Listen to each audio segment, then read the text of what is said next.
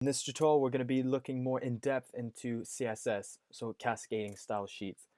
So cascading style sheets are used to style web pages, right? And there's a lot to know about it.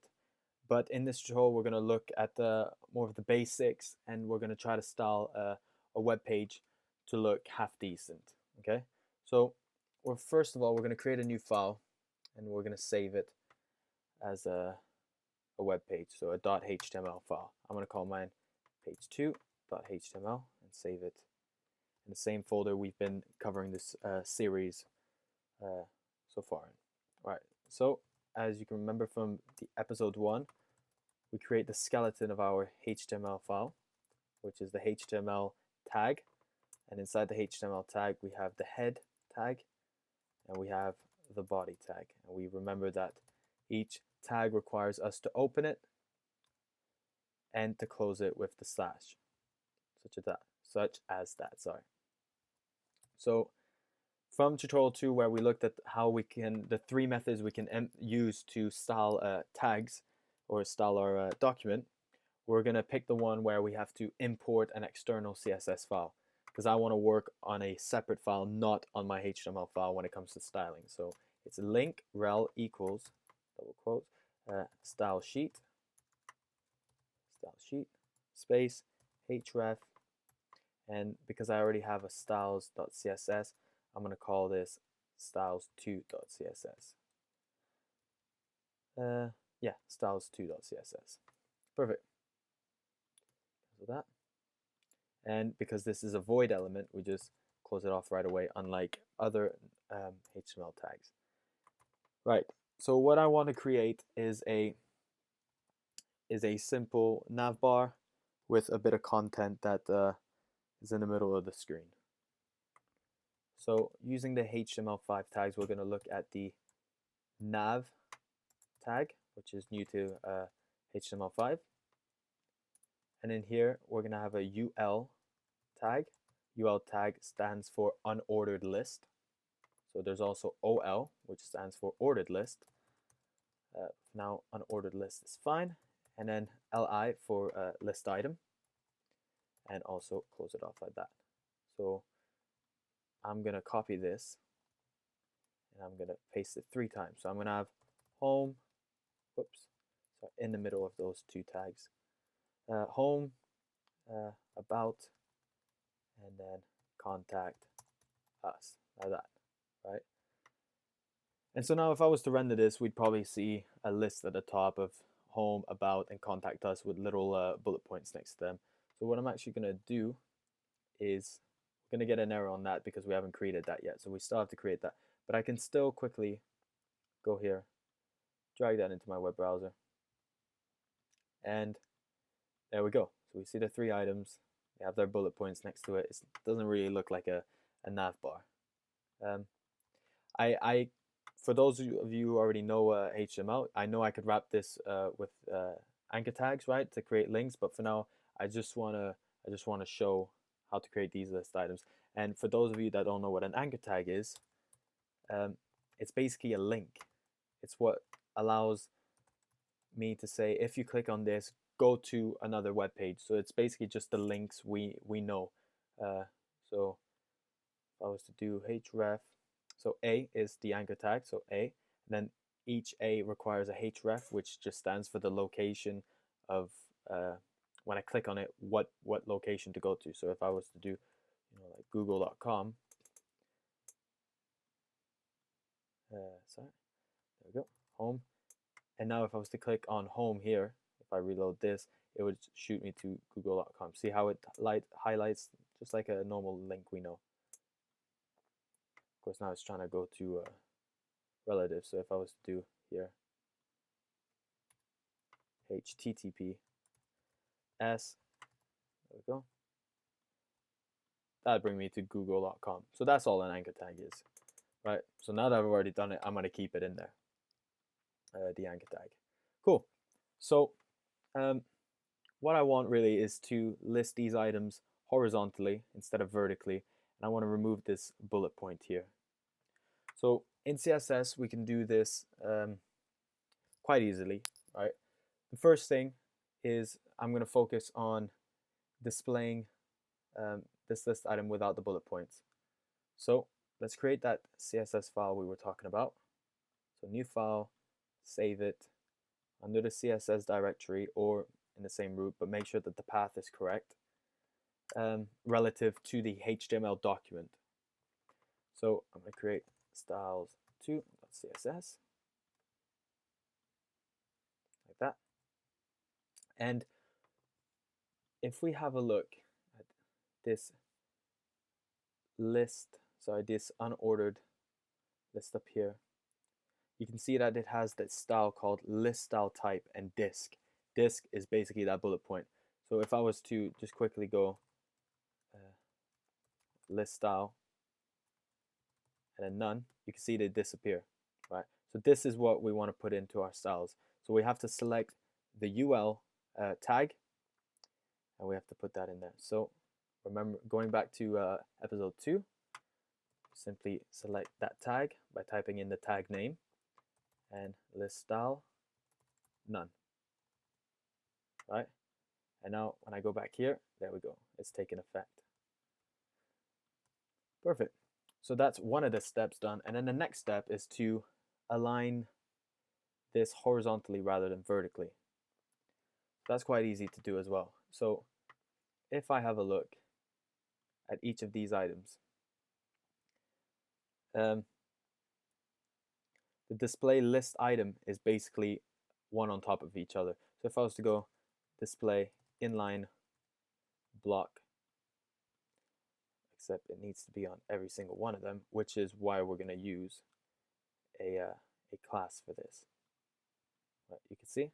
Actually, we're not going to use a class. We're just going to select the li element itself. So you can see that now they're all inline.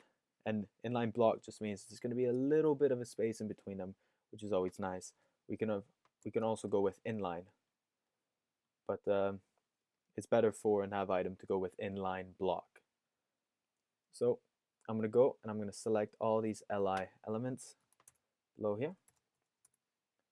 I'm going to type in display inline block.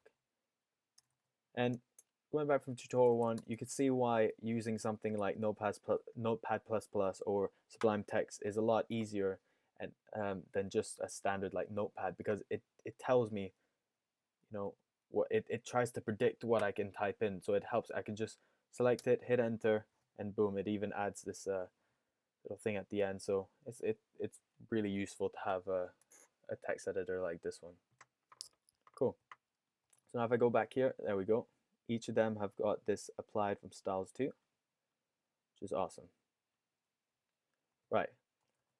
So that's pretty good. But to be honest, I think I want this nav bar aligned to the left, the right here, and to have a bit of margin so it's not right on the side of the page. So I go here.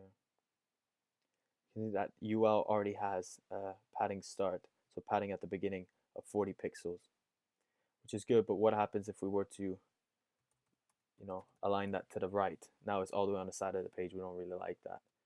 So the way to do that is I'm going to create an ID.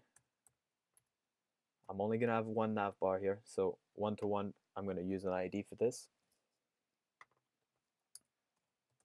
Type in nav, and I'm going to set the width to be, the max width to be 960 pixels. So that basically means if my browser is currently, you know, like 1,900 pixels like this, right? The max width that this nav bar right here, this nav can be, is going to be 960 pixels. But the reason I use max and not just width is because whenever it gets to under 960, it's actually going to move down with the size of the browser. So now we're getting into the realms of responsive design. So here we go, 960 pixels. Margin, we're going to set that to auto. So that's just going to align it in the middle. So the margin on this side and the margin on that side will be automatic. So now if I was to reload that, and yeah, if I was to reload that, you can see that It's now in the middle. See how it's staying at that 960 pixel max length. What I'm also going to do is remove that padding to the start, like that. There we go. Now we have a nav bar that's in the middle, but like I said, I want it to be aligned to the right. So float right. Float just means, by default, there's no float. If you float it to the left, it's going to pull it to the left, or float right, it's going to pull it to the right, like this, right? Cool. Actually, what we are going to do is add a little bit of padding on each side, just so we don't get too close. So vertical padding, I'm going to have 0. So it kind of goes like this, vertical and horizontal. So for vertical, I want 0 pixels. I'm going to remove pixels because you don't need that there when it's 0. And for horizontal, I'm gonna go with 30 pixels. So that gives it a bit of padding to the side of the screen. So if I had like a phone, and I was looking at this web page on that phone, actually no, that won't work because we need content. But yeah, if I went really, really small down to the phone size, which is about that, gives us a bit of padding on the side, which is nice. Okay, so now I want to make these boxes a little bit chunkier. So at the li, we're going to give it some padding vertically. So 15 pixels vertically and 0 here. So that's going to add 15 on top and 15 below. Same way as 30 adds 30 this way, 30 that way. If I wanted to specify, only up and not down, I can either do padding top like that and remove that, or I go here, I can go like that. So, top, right, bottom, left. So that would state that 15 at the top and 0 bottom, right, left. But right now I want it to be equal, so 15 at the top, 15 at the bottom. There we go. You can see that each one has that green around it, which is padding. So let's have a look at what that green means. Google Chrome gives us this nice little example here. So this blue box is the content itself. What's the actual height of the content, the raw content, right? And then we have padding. So that's the next step, padding. Then we have a border if we want one. So border, like 5 pixels, solid black. So that's the border. That's what we see here. Then after the border, that's when we get margin. So the margin's the most outside thing, padding's inside. So if I was to add a background color to this, which is red,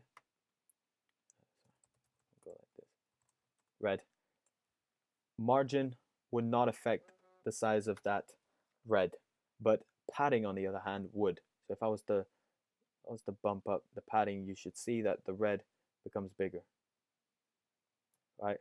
But if I was to bump up the margin to like 1,000 pixels, that's a bit too big, right? 1,000 pixels, that red doesn't change at all. So it's important to keep in mind that box model, because if you have an object that has like a background, and I'm trying to move this thing from the right over this way, and I'm using the padding for that, padding right 150 pixels, you're just going to get a big box, right? You don't want that. What you'd want to do is use margin. See? So we got to keep in mind of this this box model here. Awesome. Okay. Let me reload that and reset that. So along with 15 pixels, we're going to give it 12 pixels to the side to push them away from each other, which is good.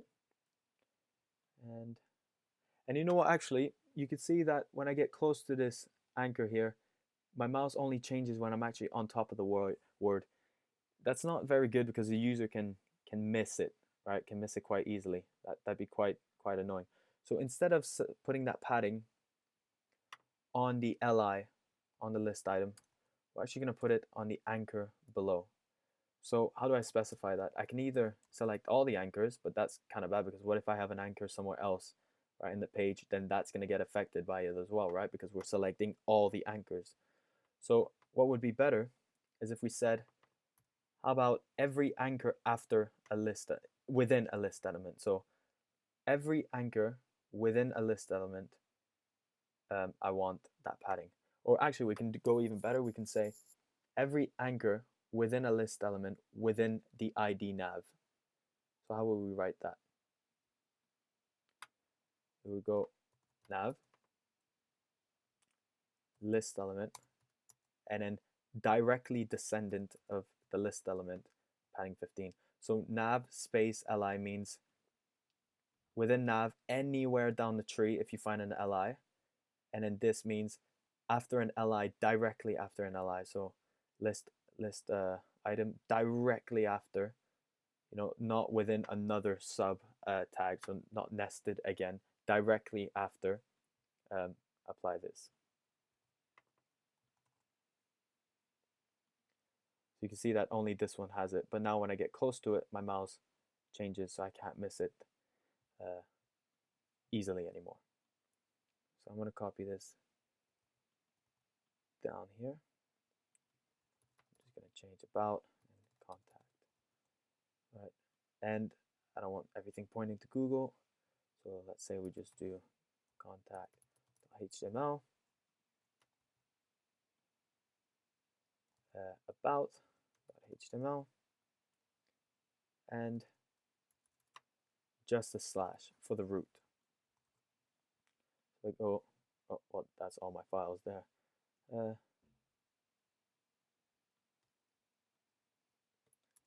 Just to go like that for now.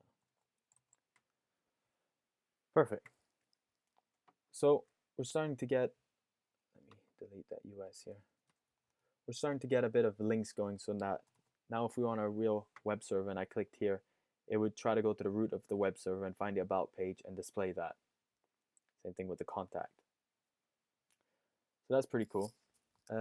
Next thing, I don't really like this blue on the links, right? It's quite generic. What we could do, change the color of that. Let's put it to like a gray. I'm going to select a custom gray. So 60, 60, 60. RGB is just a color, and then I select what, like red, blue. What is it? Red, blue, green. I think it is.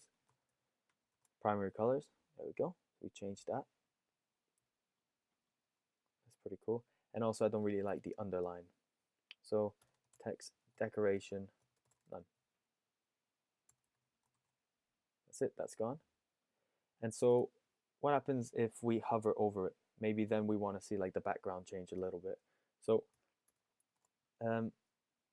CSS offers us some pseudo selectors, which means, like almost like a state. So if this element is currently in a state that we've selected, then apply some CSS to it. So what state do we want to select? If we hover over it, it's going to be the hover state. So they have that here, hover, right? So we can see in Google Chrome, it allows us to pick an element and then, just toggle element state. So active, focus, visited, and hover. So we're basically going to select that hover one. So here I can say that background,